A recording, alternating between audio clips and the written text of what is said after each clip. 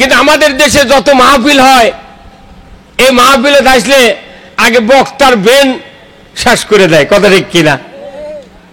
আপনি ওটা হচ্ছে বডির রুগী, আর আমরা যারা আছি আমরা ইমানের রুগী, কথা ঠিক কিনা?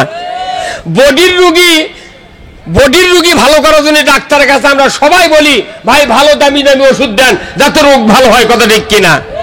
আর ইমানের রুগীর যখন আমরা চিকিৎসা করবে যাই, এখানে নয় সারা বাংলাদেশে যেখানেই যাই সেখানে আমাদেরকে আগে বলে, হুজুর দেখে শুনে, কথা কন লাগা, হুজুর দেখে শুনে, মানে এই কলি হুজুরের 5-8 দিক চলে গেল। তাহলে আসল চিকিৎসা না দিয়ে তখন ভুল চিকিৎসা দিয়ে গেল। যে চিকিৎসা হলো ওই চিকিৎসায় মানুষের ইমান বাঁচে না, বরঞ্চ বডি বেঁচে থাকে, ইমানটা মরে যায়। ধরে বল ঠিক কিনা? ইমানের যদি শক্তি না থাকে ইমান কি হয়ে যায়, কথা বলেন? আচ্ছা, ঘড়ি, এখনকার যে ঘড়িগুলো নামছে, ঘড়ির কি ব্যাটারি লাগে কি লাগে না? আচ্ছা, ঘড়ি চলতে চলতে যখন ব্যাটারির চার্জ কমে যায় তখন ওই ঘড়ি আর টাইম ঠিক মতো দেয়? কি করে? ষোলো মানে কি 2-3 ঝাঁকি মারে লক্ষ্যের বন্ধ হয়ে থাকে। তখন ওই ঘড়ির মালিক বলে যে ব্যাটারি খারাপ হয়ে গেছে, বাবা ব্যাটারি বদলাও নাকি। তাহলে ঘড়ির যখন ব্যাটারি দুর্বল হয় তখন টাইমও ঠিক দেয় না, কাঁটাও ঘুরতে পারে না। তাহলে একটা ঘড়ির যদি ব্যাটারি দুর্বলের কারণে ওর কাঁটা, ওর মিনিটের কাঁটা, সেকেন্ডের কাঁটা, ঘন্টার কাঁটা যদি ঘুরাতে না পারে, আপনি ইমান এনেছেন, আমি ইমান এনেছি, কিন্তু আমার ইমানের শক্তি নাই, তাহলে এই শক্তি কোথার থেকে আনতে হবে? ধরে বলেন কোথার থেকে? কোরআন থেকে শক্তি আনতে হবে। আপনি ঘড়ির ব্যাটারি দুর্বল হলে ব্যাটারি কিনেন 10 টাকা দেয়া, ছোট্ট একটা পেন্সিল ব্যাটারি। তাহলে আপনার আমার ইমান যখন দুর্বল হবে তখন আপনাকে কোরআনের কাছে যেতে হবে। ধরে বলুন ঠিক কিনা? তো সেই কোরআনের মাদ্রাসা এখানে, যারা কোরআনের কাছে যাবেন, যারা আমরা যাব, আমাদের ইমান বাড়বে। কার কথা? আল্লাহর কথা। আল্লাহ নিজে বলছেন, আপনি কোরআন দিয়ে দুনিয়ায় শান্তি পেতে হবে, আখিরাতে মুক্তি পেতে হবে। ধরে বলুন ঠিক কিনা? তাহলে কোরআন ছাড়া দুনিয়াতে শান্তি আর আখিরাতে মুক্তি। তাহলে কোরআন বাদ দিয়ে আমরা যদি চলি আমাদের শান্তিও নাই, মুক্তিও নেই। কি কথা ঠিক কিনা? তাহলে আসুন, কোরআন শরীফ আল্লাহ তাআলা নাজিল করেছেন আজ থেকে কত বছর আগে? 1500 বছর আগে কোরআন নাজিল করেছেন আল্লাহ তাআলা। এই কোরআন 1500 বছর বয়স। এই কোরআন নাজিলের উদ্দেশ্য আছে। উদ্দেশ্য হলো 2টি। জোরে কোন কয়টি? 2টি। আল্লাহ তাআলা কোরআনে বলছেন, শাহরু রমজান আল্লাযী উনজিলা ফীহিল কুরআন হুদাল লিন-নাস ওয়া বায়িনাতিম মিনাল হুদা ওয়াল ফুরকান। এই কোরআন নাজিলের উদ্দেশ্য 2টা। একটা হলো মানুষ শুধু হেদায়েত হবে। সুবহানাল্লাহ।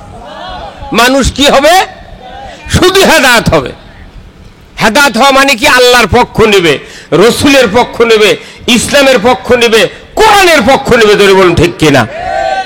আর 2 নাম্বার হলো অন্যায় আর ন্যায়, হক বাতিল, সুদ জাকাত, বিভিন্ন খারাপ কাজ একদিকে যাবে আর ভালো কাজগুলি একদিকে রাখবে। এর জন্য কোরআন নাজিল করা হয়েছে। জোরে বলুন ঠিক কিনা? কোরআন নাজিল করার শুরুর কথা এটা।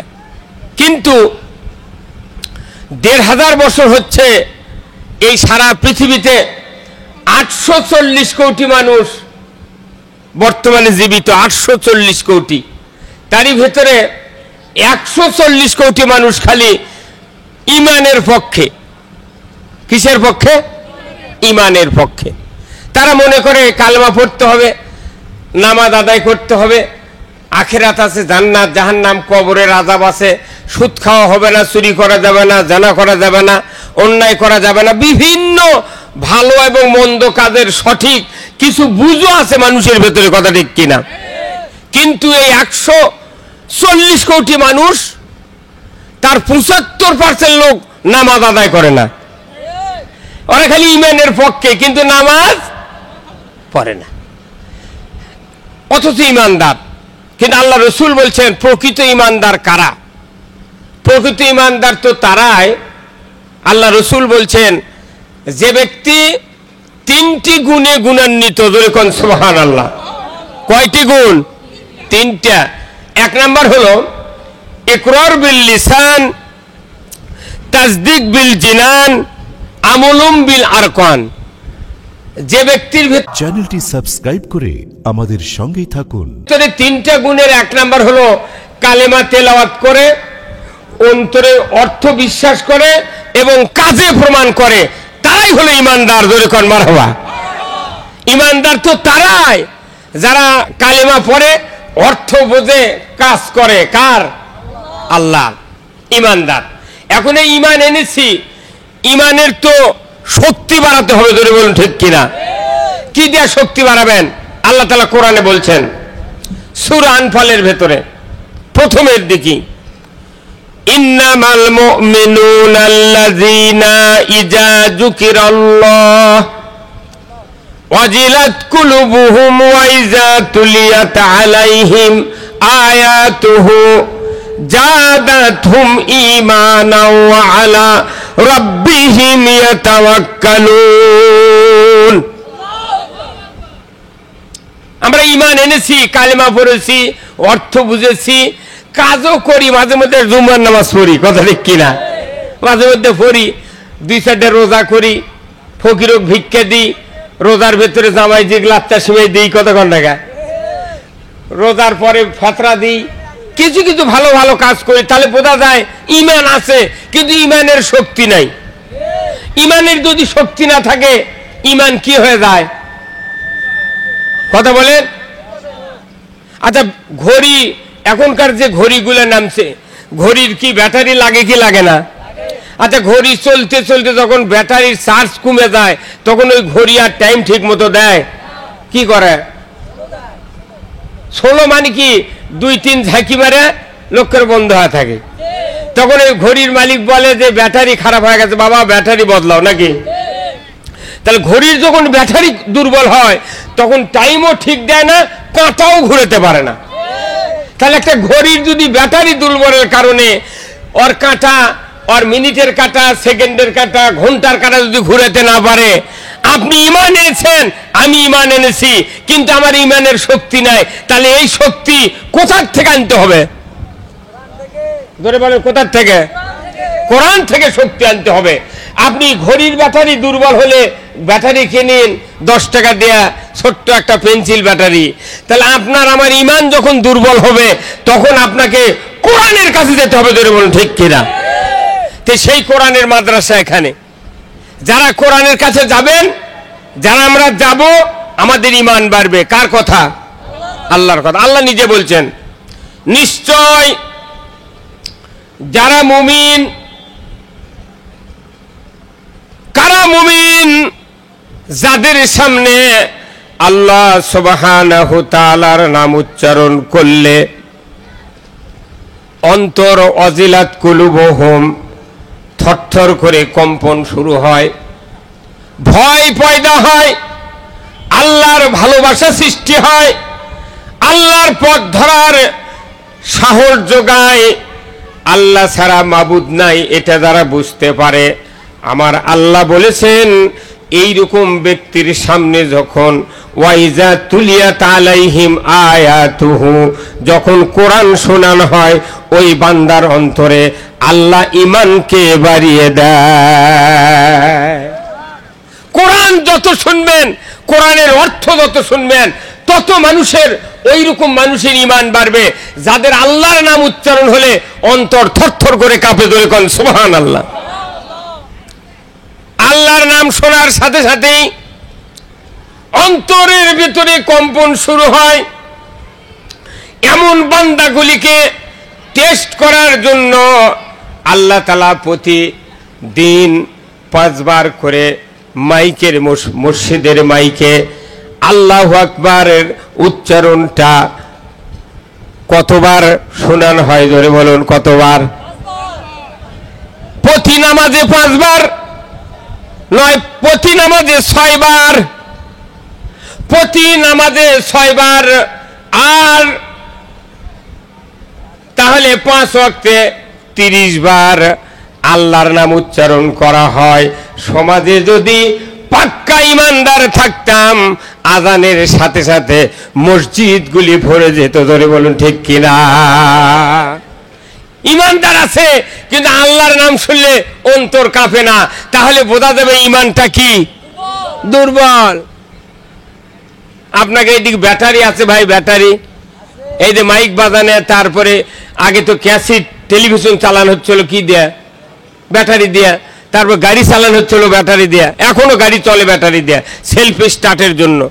যে ব্যাটারি চার্জ নাই, এই ব্যাটারির নেগেটিভ পজিটিভ যদি একত্র করে আপনি টাচ করেন তাহলে দেখবেন ও কোনো সাউন্ড হবে না। আর যার চার্জ আছে সাথে সাথে একটা ফায়ার হবে, মারবে না ফায়ার, ফাট করে ফায়ার মারবে, তাহলে বোঝা যাচ্ছে এই ব্যাটারির চার্জ আছে।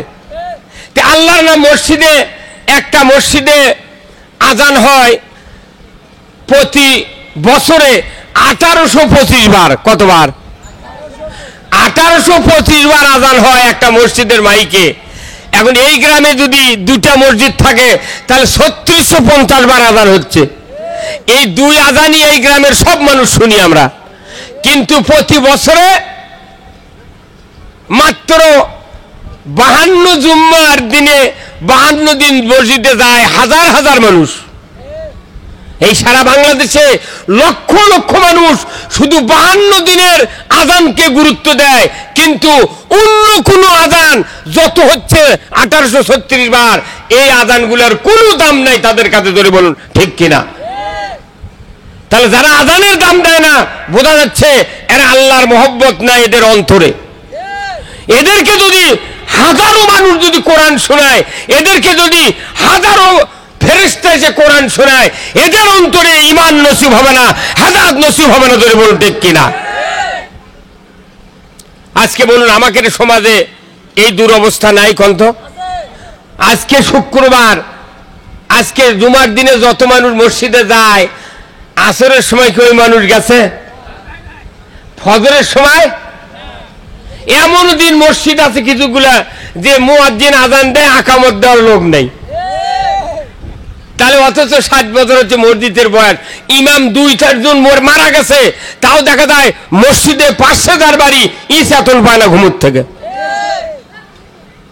তাহলে এই লোকগুলা হেদায়েতের রাস্তা হলো, আল্লাহ তাআলা বলছেন এদেরকে কোরআন শোনাও। কার কথা? তো সেই কোরআন শুনে কিছু কোরআনের কথা এখানে বলার জন্য একটা আয়োজন করা হয়েছে। যে ভাইয়েরা অক্লান্ত পরিশ্রম করে এই ছোট্ট পরিসরে একটা এই দাওয়াতের কাজ শুরু করেছেন এই মাদ্রাসার উদ্যোগে, আল্লাহ তাআলা যেন এই মাদ্রাসাকে কিয়ামত পর্যন্ত যেন কায়েম রাখে। জোরে কোন আলহামদুলিল্লাহ, জোরে বলেন আল্লাহুম্মা আমিন। এই মাদ্রাসার সাথে কি আপনারা একমত? কারা কারা একমত? দুহাত তুলে দেখেন তো। আলহামদুলিল্লাহ, নামান হাত। এই মাদ্রাসায় কি পড়ানো হয়? কোরআন। আপনি মাদ্রাসা কেন করবেন? কোরআন শেখার কি প্রয়োজন? আমি শিখতে পারিনি, তাহলে আমার সন্তানগুলিকে কেন শিখাবো? এই 2-1টি কথা আমি আপনাদেরকে বলবো, তাহলে এই কোরআনের মাদ্রাসার আপনার কলিজার ভিতরে গুরুত্ব বাড়বে। ধরে বলুন ঠিক কিনা? এখানে যদি হাফিজে মাদ্রাসা হয়, দেখবেন এখানকার লোক ছাত্র দেয় না।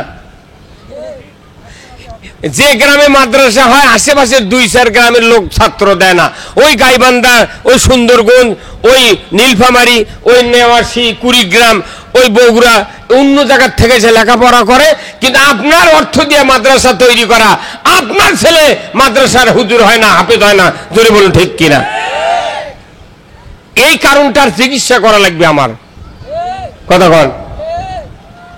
এখন চিকিৎসা করবে রয়েছে, আপনাকে একজন আত্মীয়র খুব অসুস্থতা, ক্যান্সার কিংবা ডায়াবেটিস বেড়ে গেছে, কিংবা হার্টের অসুখ।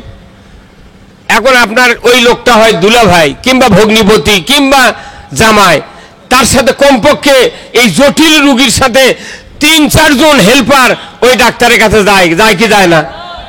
ওই রোগীর যখন প্রেশার মাপে, পরীক্ষা নিরীক্ষা দেওয়ার পর রিপোর্ট যখন ডাক্তার দেখে, এই 4-5 জন যে হেল্পার কাছে আত্ম, তারা সবাই একজোটে ওই ডাক্তারকে বলে, হুজুর বা স্যার, ডাক্তার সাহেব, যত টাকা লাগে লাগবে আপনাকে দেব, আপনার কোন রকমের কার্পণ্যতা আমরা দেখব না, যে ওষুধ লাগে আপনি দেন, আমরা টাকা দেব, আমার এই রোগী তাড়াতাড়ি ভালো হতে হবে। কথা ঠিক কিনা? এটা কি এটাই বলি না আমরা?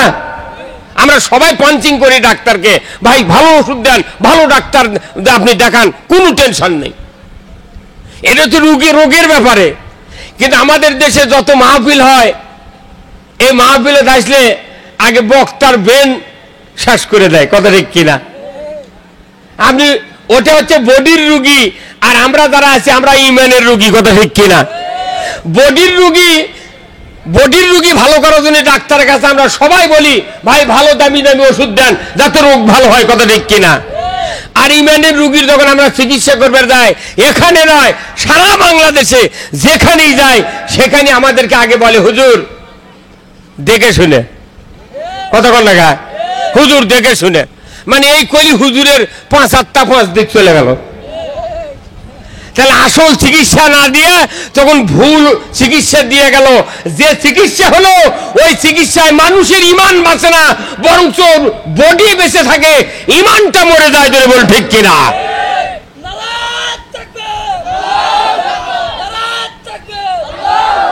আমার ভাইয়েরা, আল্লাহ রাব্বুল আলামিন কোরআনুল কারিমে বলছেন, যদি তুমি মুমিন হও, তোমার অন্তর আল্লাহর নাম শোনা মাত্রই কলিজার ভেতরে থরথর করে কেঁপে উঠবে, তোমার ভেতরে আল্লাহর ভয় পয়দা হবে, আল্লাহর ভালোবাসা দেখতে পাবো, আমার নবীর মহব্বত, ইসলামের মহব্বত তোমার অন্তরে জাগরিত হবে। এমন আল্লাহ ভীরু মানুষের সামনে যখন কোরআন তেলাওয়াত করে শোনানো হবে, আমি আল্লাহ যদি দেখতে পাই ওই বান্দা আমার দিকে ধাবিত হচ্ছে, অন্তরের মাধ্যমে আমার দিকে যাওয়ার চিন্তা করছে, আমি আল্লাহ তখনই ওই বান্দার অন্তরে ঈমানকে বাড়িয়ে দেই। কোরআন শুনলে ঈমান বাড়ে, কার কথা? আর গান শুনলে ঈমান মরে। ঈমান বাড়ে কোরআন শুনলে, আর গান শুনলে ঈমান মরে। কিয়ামত পর্যন্ত গান শুনবেন, ঈমান বাড়া তো দূরের কথা, ঈমানের শিকড় সব মরে যাবে। ধরে বলুন ঠিক কিনা?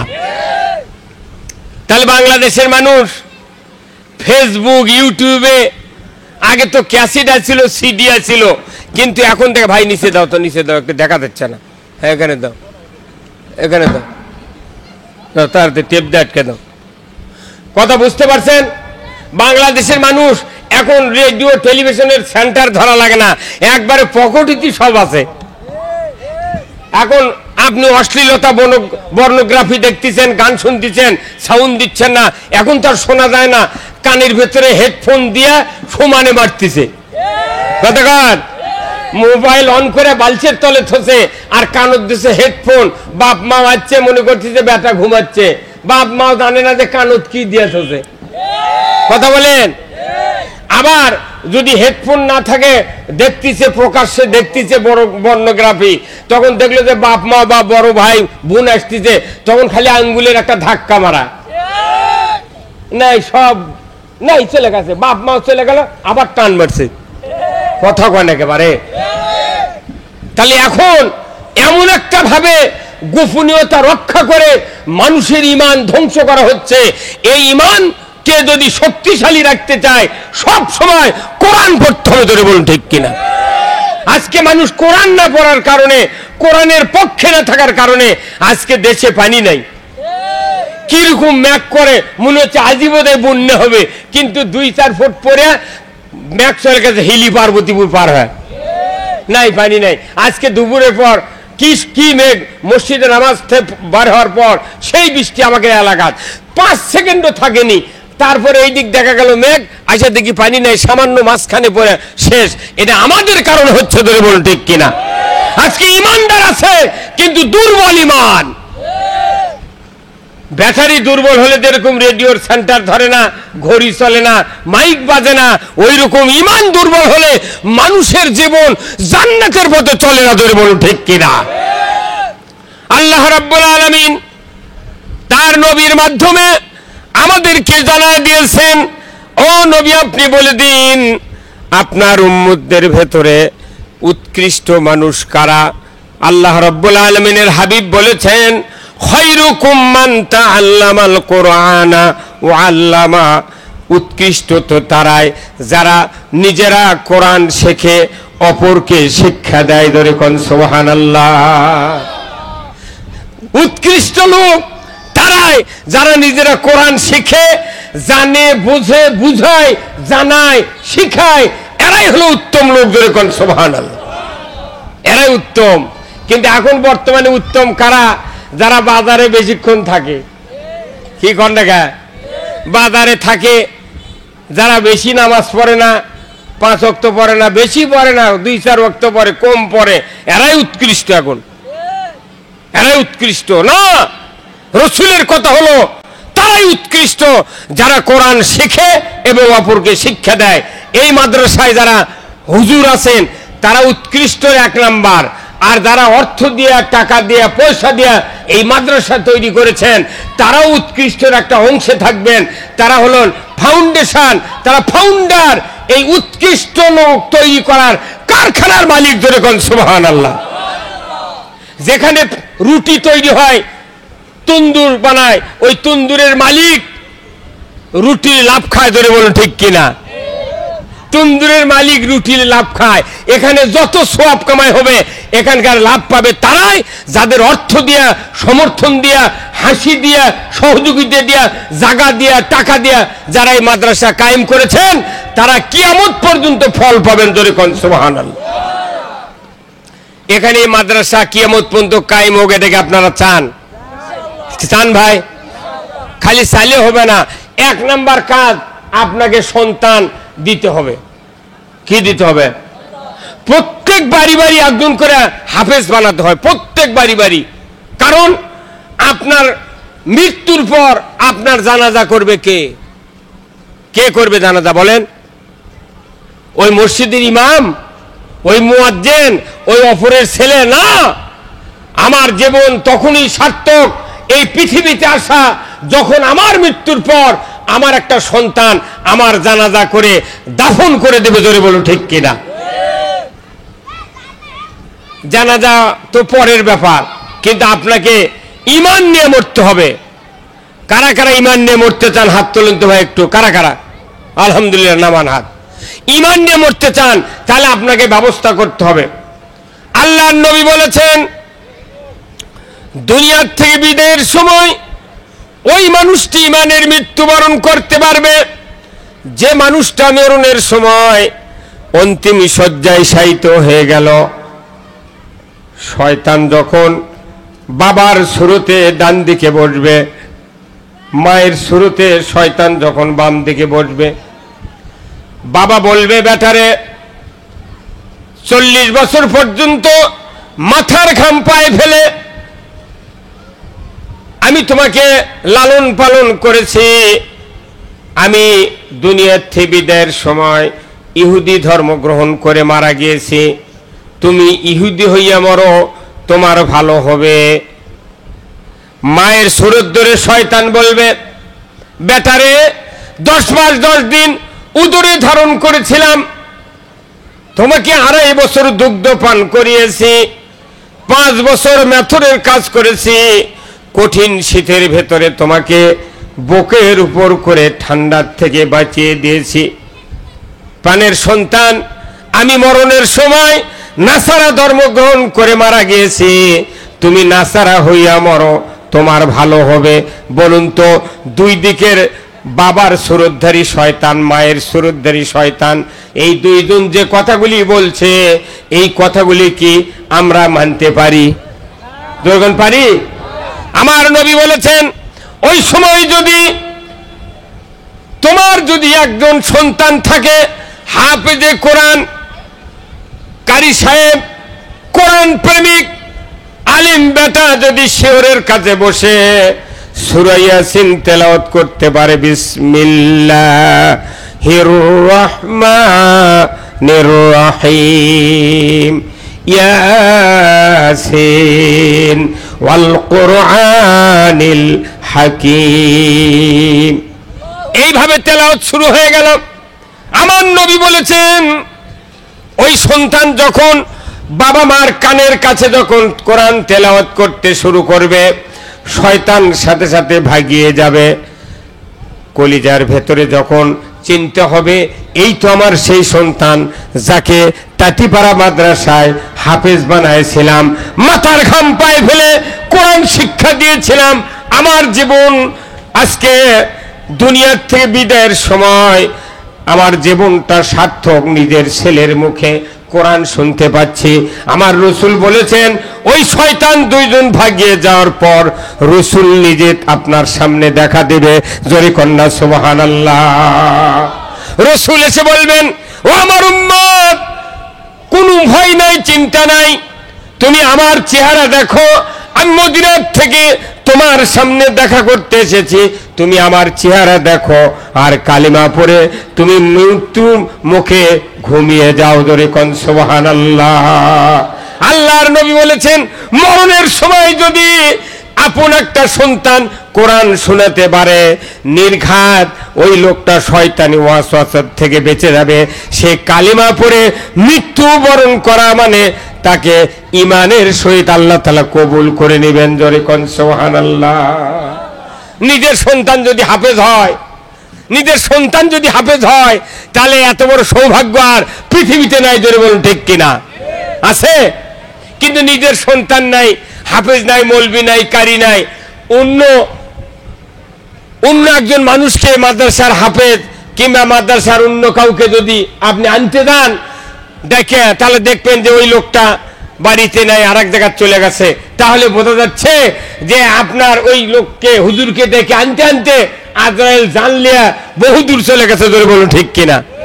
তাহলে আপনার ইমানের মৃত্যুর জন্য অপরিহার্য আপনার এই কোরআনের হাফেজ তৈরি করা, আলিম তৈরি করা। ধরে বলুন ঠিক কিনা?